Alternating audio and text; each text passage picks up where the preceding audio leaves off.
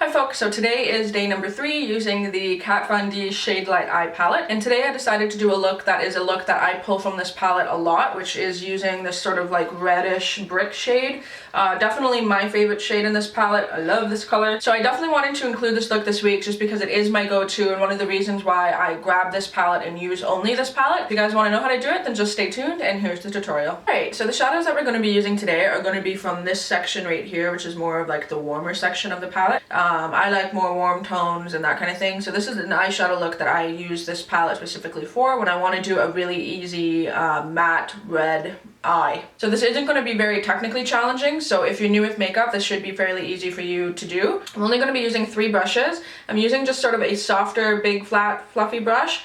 This is just a no-name one that I grabbed, I don't know from where, iMats I think.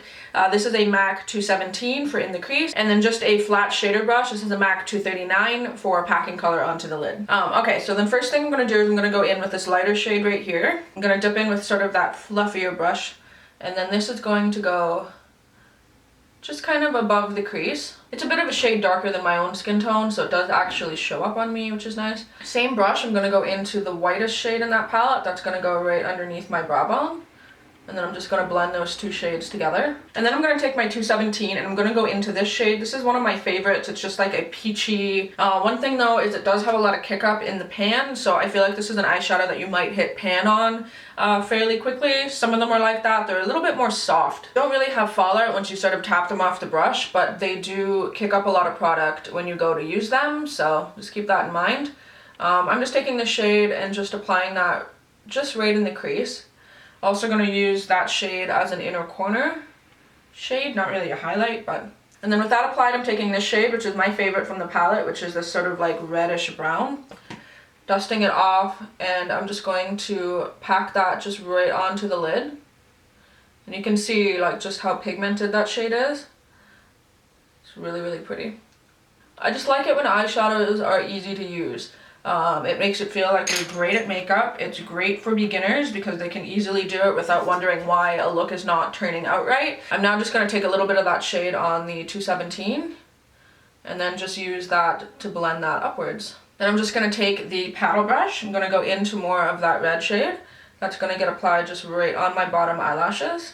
And then I'm going to take the 217 into the peach and then use that to just blend that red shade out. Alright, and then that's it. Like, how easy is that? That's why I just feel like this palette is really good to just leave on your vanity as like a grab and go easy palette if you like just like quick matte looks. And that's what the eye looks like with some mascara on. So then for the face, I'm taking this middle shade on my contour brush, and that's going to be just my contour.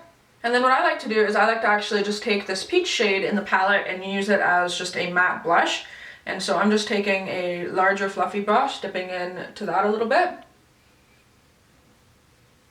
And then just dusting that on the cheeks. Might have to blend it out just a little bit with like a fluffier brush, but it's just a really good option for just like a matte peachy tone blush. Especially if I'm lazy and I just have this palette available, then that's what I like to use it for. I love products that can be multi-use, so like using a highlighter as like an inner corner highlighter or like a face highlighter, using, you know, different things for different purposes. I find it just makes me go through my makeup quicker, and when you have as much makeup as I do, it's nice to just like find multi-uses for things, so it's just like you can pan out products faster, because, you know, it's just like I have so much shit that like I just feel like I'll never be able to go through all this stuff unless I just pack it all on my face at once. And I mean, really, if you're ever feeling like you want to be creative with makeup, do it late at night before you go to bed. Like, if you have a little bit of makeup on, then that's your time to just go crazy, put some like random eyeliner on, perfect your things, and like, you know, do a crazy lip color.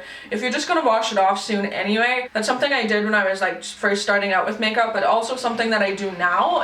Whenever I get new products, like I'll like, you know, put them on my eyes, like, oh, how does this look? I have like 2 crazy eyeballs. I'll walk downstairs and Jeff will be like, what the hell? Alright, so then for highlight, I decided to do more of an interesting highlighter just because I'm keeping the rest of the face fairly like neutral, and so I wanted to kick it up a little bit.